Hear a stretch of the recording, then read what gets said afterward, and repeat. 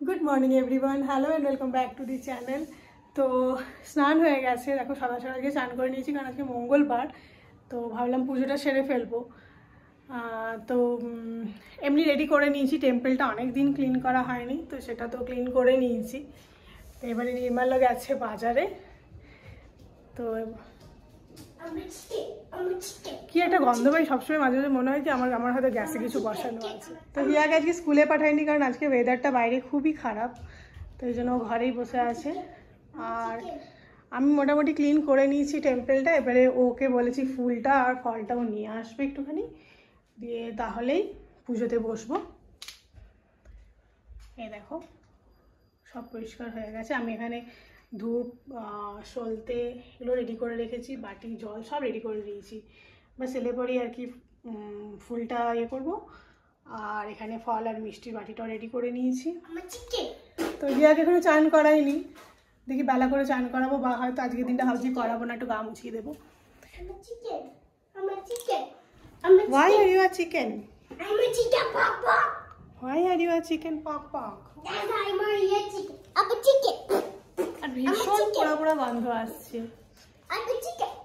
কার বাড়িতে কি করছে ভগবান জানে। My chicken bok bok. I'm a chicken bok bok. Numbers গুলো করেছো? Yep. ঠিক আছে। কি করছো এখন, কালার করছো? Yes, আমি কালার করছি। কালার করছে সে এখন। স্কুলে পাঠিয়ে দিলে হতো, কিন্তু ওর অ্যাকচুয়ালি প্রচণ্ড কোল্ড অ্যালার্জি আছে। তো এখানে ওয়েদারটা এত খারাপ, তো ভাবলাম থাক আজকের দিনটা দরকার নেই, কালকে আবার স্কুলে পাঠাবো। মানে একটু যদি এই যে ঠান্ডা ওয়েদার, প্রচণ্ড ড্যাম ওয়েদার, তাহলে কাশি, নাক বন্ধ, সর্দি এগুলো মানে হবে। এত ডাক্তার দেখিয়েছি ব্যাঙ্গালোরে, তো সবাইকারই একই বক্তব্য যে ওষুধ দিয়ে লাভ নেই, এটা কোল্ড অ্যালার্জি, ও যখন বড় হবে তখন আপনিই ওটাও সেরে যাবে। তো দেখা যাক। মাঝে মাঝে এত বেশি কাশে যে তখন একটু ওষুধ দিতেই হয়, তাহলে সারা রাত কেসেই যাবে। আর একটু ওই আর কি প্রোটেকশনে রাখতে বলেছে, যাতে মানে পার্ক, ধুলো, মাটি, এগুলো যে ড্যাম ওয়েদার, এইগুলোতে একটু প্রোটেকশন, আর এই ঘর টর ক্লিনিং টিনিং এগুলো করতে বলেছে। আর এটা ছাড়া আর কোনো নাকি ইয়ে নেই, মানে মেডিসিনে কিছু করা যাবে না। আরও ঠান্ডা লাগাটা না নর্মাল ঠান্ডা লাগার মতো নয়, যে মানে আমাদের যেরকম ঠান্ডা লাগে বা ছোটোবেলায় যেরকম লেগেছে সেরকমটা নয়, মানে শুধুই হঠাৎ করে সাডেনলি প্রচণ্ড কাশি করবে, হ্যাঁ, নাক বন্ধ হয়ে যায়, সর্দি হয়ে যায়, এইরকম ঠান্ডা লাগা আর কি। তো মানে আমার তো বলতে গেল 4 বছর, মানে আমি তো এত ডাক্তার দেখিয়েছি, আইডেন্টিফাই করে উঠতে পারছিলাম না কি প্রবলেম হচ্ছে। মানে কন্টিনিউয়াসলি নেবুলাইজেশন দেওয়া আর করা, এগুলো সমস্ত কন্টিনিউয়াসলি চলেই যাচ্ছিলো। প্রত্যেক দিন সকালে, দুপুরে, বিকেলে 4 ঘন্টা ছাড়া ছাড়া, 6 ঘন্টা ছাড়া ছাড়া, যেরকম ডাক্তার যেরকম মানে প্রেসক্রাইব করছে সেরকমই করে যাচ্ছিলাম।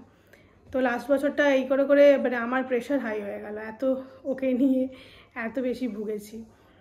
নিজে স্ট্রেস হতো, ভাবতাম কি প্রবলেম হচ্ছে, কেন এরকম হচ্ছে, কি করলে ঠিক হবে, এরকম অনেক কিছু ভাবতাম, অনেক বেশি ওভার থিঙ্কিংও করতাম। তো যাই হোক, আলটিমেটলি এটা বুঝতে পেরেছি। তারপরে এখানে Cloud9-এ একজনকে দেখালাম, প্রভু স্যার বলে, উনি খুবই ভালো পেডিয়াট্রিশিয়ান। এখন তো এত ভিড় হয় যে মানে আমরা লাইন পাই না, 1 ঘন্টা বসতে হয় ওনাকে দেখাতে গেলে একবার। তো আলটিমেটলি উনি বললেন যে ওর অ্যাকচুয়ালি একটু টনসিলটা বড়, অ্যাডেনয়েড গ্ল্যান্ডটা এখানে একটুখানি বড় আছে, হাইপারট্রফি হয়েছে। তো এটা কিছু করার নেই, এটা বেসিক্যালি বড় হলেই আপনি সারবে। 5 বছরেও কারো সেরে যায়, কারো 7 বছর বা 8 বছরের মধ্যে সারে। তো তখন ও নর্মাল হয়ে যাবে, তখন আবার ওই আইসক্রিম খাওয়া বা যে কোনো কিছু র্যান্ডাম যেরকম আমরা করতে পারি সেরকম সবই করতে পারবে। বাট এখন ওকে একটুখানি রেস্ট্রিকশনে রাখতে হবে। তো ঠিক আছে, এটা এটা এটা একটা মানে শুনে কি বলবো, মা হয় এটা একটা স্যাটিসফ্যাকশন কি ঠিক আছে, কষ্ট করে নেব, আলটিমেটলি পার্মানেন্ট তো নয় ব্যাপারটা, সেটা হলেই হচ্ছে। মানে সারা জীবন যদি এরকম হয় কি না, সারা জীবন এরকমই চলবে, ভুগবে, এটা সেটা মানে তাহলে সেটা একসেপ্ট করা যায় না, মা হয়ে মানতে অসুবিধা হয় যে কেন এতটা কষ্ট পাবে, এরকম একটা মনে হয়। তো যাই হোক, আলটিমেটলি উনি বললেন কি না এরকমটা নয়, তো ঠিক হয়ে যাবে, এখন চলছে বাট ভবিষ্যতে ঠিক হয়ে যাবে, যখন বড় হবে নিজেই সব করতে পারবে তখন ঠিক হয়ে যাবে। তো ঠিক আছে, হোপ ফর দ্য বেস্ট। তো আসুক, এলে পরে পুজোটা ছাড়বো। তো একটু ওয়াটারমেলন জুস বানালাম, সেটাই এখন ওকে দিয়েছি খেতে। তো জানো তো ডিমার্ট থেকে একটা কাপ কিনেছি, কাপ নয় বলতে পারো, স্ট্র দেওয়া গ্লাস। এই দেখো কি সুন্দর, মাত্র 19 টাকা দাম নিয়েছে। তো খুবই ভালো, স্ট্র দেওয়া আছে, আর এটা তো ওর খুবই পছন্দের। তো তোমরা চাইলে ডিমার্টে গিয়ে আবার দেখতে পারো। তো নির্মলা এই জাস্ট নিয়ে এসেছে ফুল ফল আর মিষ্টি। তো এখানে 2 রকমের মিষ্টি এনেছে, কালাকাঁদ আর লাড্ডু। তো আমি এখানে 2টো কালাকাঁদ আর একটা লাড্ডু দিলাম ঠাকুরকে। আর এবারে ফুলটা ধুয়ে নেব, তারপরেই পুজোতে বসে পড়ব।